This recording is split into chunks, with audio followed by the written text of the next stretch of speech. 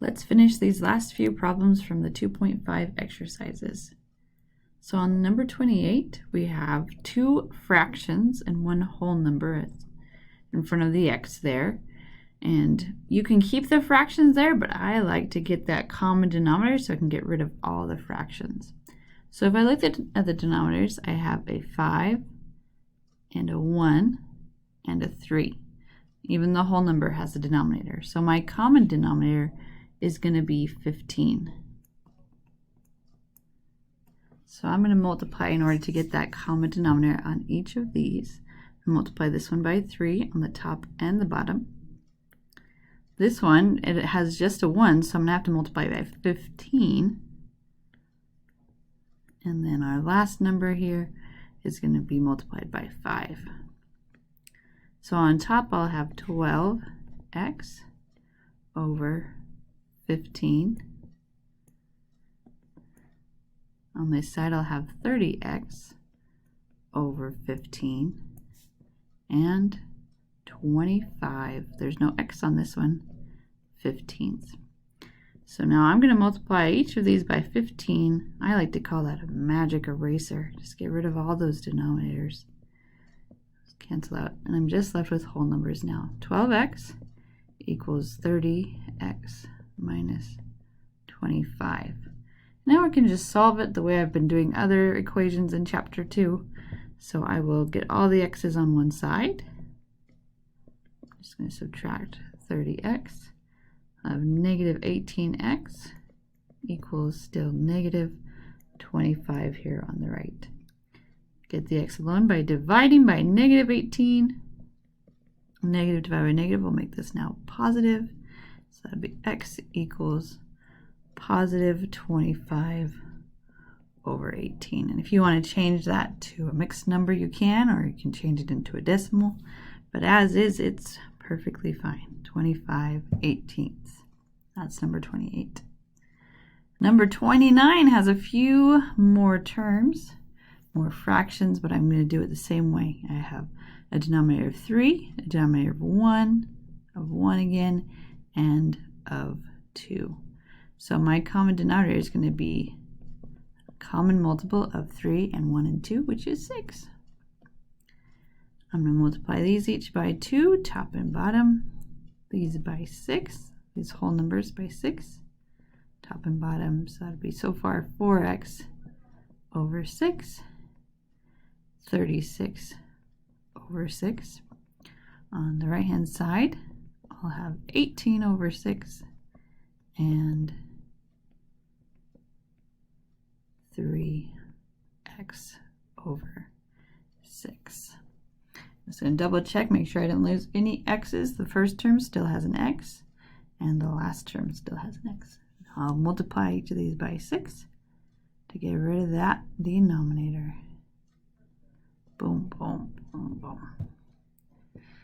So then I'll have 4x minus 36 equals 18 plus 3x. And I'm just going to start getting common terms on the same side. So I'll add 36. And I have now 4x equals 54 plus 3x. Subtract 3x. And just plain old x equals 54. And you could always plug that number back in for x and make sure that it works. But it does. All right, number 30 looks a little bit different than the other ones because its fraction is written horizontally instead of vertically like the others. But it still is a fraction. And you'll notice if I scroll down, got a little asterisk there, it says here at the bottom, remember that the slash means the same as the division symbol. So really this means here 7 divided by 3. And if we follow the order of operations, we divide first and then multiply as we go left to right. So this is really 7/3 t. Written if we write it like 28 and 29. 7/3 times t. So if we rewrite it like this,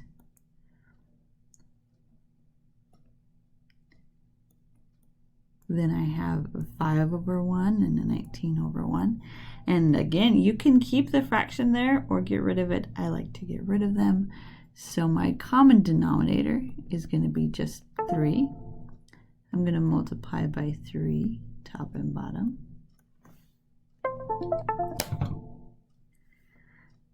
On these two. The first one already has a 3, so I don't have to multiply by anything.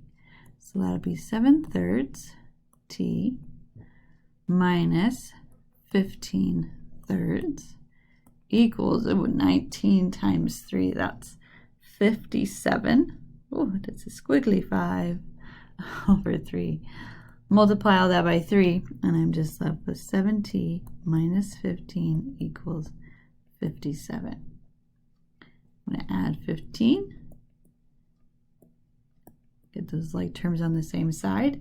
That is 72 equals now just 7t. Divide by 7, and t equals, you can just say 72/7, so you can change it to 10 2/7 or change it to a decimal, but it is correct as is. All right, we've got the first 3 done. Let's move on to number 31. 31 adds something new. We haven't seen on any of these so far, having a parenthesis in front or with our numbers. So we're going to add a step before we start getting a common denominator, and we're just going to get rid of those parentheses by distributing that -3/8. So -3/8 x. Then we have a negative times a negative, so it's going to be plus 7 over 1, or times 7 over 1. So 3 times 7 is 21. 8 times 1 is 8. Ooh, that's good. We already got common denominators right there. That's awesome. On the other side, we just have 5 over 1 and 3x over 1. So let's get our common denominator. It's going to be 8. So I'll multiply this side by 8, top and bottom. So I have -3x, and the 8's are going to cancel, so I'm just going to start skipping that step. I don't have to write the fractions twice. They're all gone. 40 plus 3 times 8 is 24x. All those 8's have already canceled out. So let's go ahead and start combining like terms. I'm going to subtract 40, move that to the other side. -3x. I have over here still minus 19 now, and 24x. Let's add 3x to both sides. -19 equals 27x. Let's divide by 27. -19 over 27 is our answer. And that one does not simplify, but I'm going to make it look a little prettier. There we go, -19/27. All right, 32 is kind of like the other ones, all combined. We've got fractions, we've got parentheses, we've got variables on both sides. So let's now start off with simplifying, right? That's our first step when we solve equations, is to simplify. And this time we're going to, just like on number 31, distribute -2/5 to get rid of those parentheses. So we'll have -2/5 x. Those are already matching denominators. Awesome. -2/5 times the -3 is going to give me a plus. That's 3 over 1. So 2 times 3 is 6. 5 times 1 is 5. Ooh, all 5s. Perfect. And then on the other side, we already have a 1/5 x. So the only one that we need to change is this whole number, because it has a denominator of 1. So our common denominator is going to be 5. And I'm going to multiply this one by 5, top and bottom. All these 5s are going to cancel out. So I'll have 3x minus 2x plus 6 equals 1x. 3 times 5 is 15. 1x plus 15 there at the end. So on the left we have 3x minus 2x. Let's combine those. Start part of our simplifying before we start moving things around. This is looking interesting. So if I now combine the x's. So I'm going to subtract x from both sides. Uh-oh, they gone. I have just 6 and 15 left. 6 does not equal 15. Ever. No way. So that's not true, which means that this whole equation has no solution. Remember, whenever you get something that is never true like that, it means that your original equation has no solution. You see that frowny face I draw there. No solution. All right, number 33. Hopefully this one has a solution. Let's give it a try. This one's interesting because it has big fractions. It's got lots of things going on in the numerators. So we're still going to get a common denominator. Maybe some of you are familiar with cross multiplying. If you're not, that's fine. It's just one way to do this. So I'm going to get a common denominator. We've got a 7 and a 5 here. So my common denominator is going to be 35, just multiplying those. That means I need to multiply this one by 5s, right, to get that denominator of 35. And I put the parentheses around it so I know that I'm not just multiplying the 5 times the 3 or the 2, but both of them. And I'm going to do the same thing on this side over here. Scoot over that. I'm going to multiply by 7s. I'm going to end up having to distribute. So on the left side, it's going to be 5 times 3x, 15x, and 5 times 2, so 10. And then on the other side, I'll do that but with 7. So 7 times 4x is 28x. 7 times a negative 1 is negative 7. And I have my 35, so those cancel on the bottom here. I'm left with 15x plus 10 and 28x minus 7. Let's get our like terms on the same side. So I'm going to subtract 15x. And I'm going to kind of do this in 2 steps here. I'm going to add 7 just because I'm running out of room. 17 over here and 13x on the right hand side of the equation. So I'll divide by 13. And so my answer is 17/13. Right there, some fraction answers in this homework assignment. All right, so that's 31, 32, and 33. I'm going to scroll down and finish this off with a couple of decimal problems, looks like. Number 34, again, we have parentheses. We always want to start by simplifying. If there's parentheses, that means we're going to have to distribute. So I'm going to distribute my 0.9. And if you can't do that in your head, you can always use your calculator.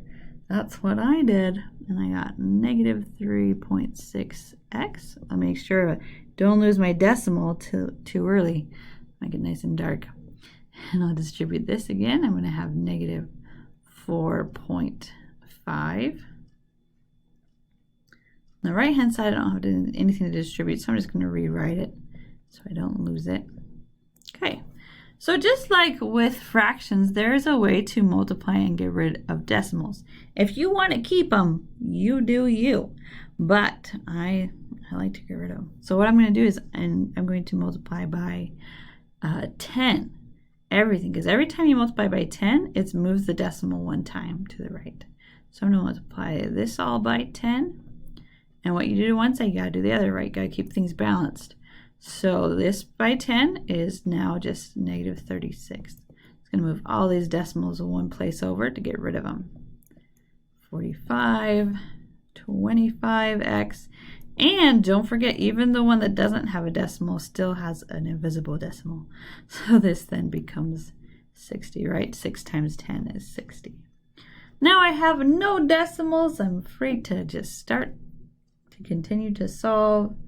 So let's go ahead and start getting things on the same side. So I'm going to add 45. You can go in any order you want here. So I have negative 36x equals 25x plus 105. So I'm going to go ahead and subtract 25 That's going to be negative 61x is equal to 105. So we'll divide by negative 61. And that's our answer. I checked and none of these simplify anymore for number 34. So that's our final answer right there. All right, number 35, we're not just going to multiply by 10 because remember multiplying by 10 only moves at one time. So if we multiply by 10, it'll be just one decimal place moved. If I multiply by 100, it'll be 2. 1,000, it'll be 3. 10,000 will get me a whole number. So I'm going to multiply by 10,000 each of these. Because what you do to one side, you got to do to all the terms on that side and all the terms on the other side. So it's going to move all these decimals 4 spots. So that's 5x here. 1, 2, 3, 4 plus 45. And 1, 2, 3, 4. Remember, we've got to keep going. So that's going to be 40. So 40x. So far on number 35. So I'm going to start to simplify. I'm going to get all the x's on one side. I'm just going to subtract by 5x. Oh, too bad it's not add. That would have been perfect. 35x, and we're going to divide by 35. Definitely some common factors here. We can simplify that fraction. So it was 45 over 35. Let's divide by 5. Top and bottom to simplify that fraction. And x equals 9/7. Can't simplify that more, so it's done. All right, number 36 kind of looks like number 33 and maybe 29. Got some similar things happening here. So we're still going to get our common denominator. You could pick any number that both goes into, or that 4 and 6 go into. So we could do 24, 48. The lowest common denominator is actually 12. So that means I'm going to get 12 over here on the left. I'm going to have to multiply by 3. Remember that trick with the parentheses. Got to distribute it to all of them. Multiply by 3. Over here, that's a 1. So I'm going to multiply by 12. This will be kind of a big number. This one I'll multiply by 2 to get 12. So I have now 3, distributing that 3, x plus 21 over 12. 8 times 12 is 96 over 12. 5 times 2 is 10x over 12. And again, multiply everything by 12 to get rid of those denominators. And because I'm canceling out the 12, I don't have to distribute to the 3x and the 21. So I already did that with the 3. So I'm left with 3x plus 21 equals 96 minus 10x. I've already distributed that 3, so I'm going to keep going. I'm going to subtract 21. 3x equals 75 minus 10x. Let's go ahead and add 10x. 13x equals 75. Divide by 13. And x equals 75/13. Ta-da! So that's all of the regularly assigned exercises, but your teacher may have asked you to do this preparation problem here at the end to prepare you for what we're going to talk about next. Oh, I don't know what just happened. I moved it. Exciting. Okay. Let's come back over here. There we go. On number 37, it just says solve, and then it gives you 3 different parts, 3 different problems to solve. On A, we know how to do that. We've been doing that for the whole chapter so far. We're just getting x alone. So on part A, we'll add 7. There's nothing to simplify, so we can start moving things around. 3x is then equal to 24. Oh, a nice multiple of 3 there. Let's divide by 3. And x equals 8. Pretty easy, and we could always plug it back in to check it. 3 times 8 is 24, minus 7 is 17. Let's talk about what B and C represent. You may remember these symbols. We've used them a little bit before in class. Let me just remind you, this one is a less than. It kind of looks like an L. So that means 3 times some number and then subtracted by 7 is going to be less than 17. And part C here looks like this part of a G. So that's greater than. That means some number, when you multiply it by 3 and then subtract 7, is always going to be bigger than 17. So I'm going to let you try to figure that out on your own because this is a preparation problem. It'll help you out prepare for class. But I'll give you this hint. It's going to be very, very similar to what you did on part A. So go ahead and try to finish those on your own. Well done with all these problems. Have a great day.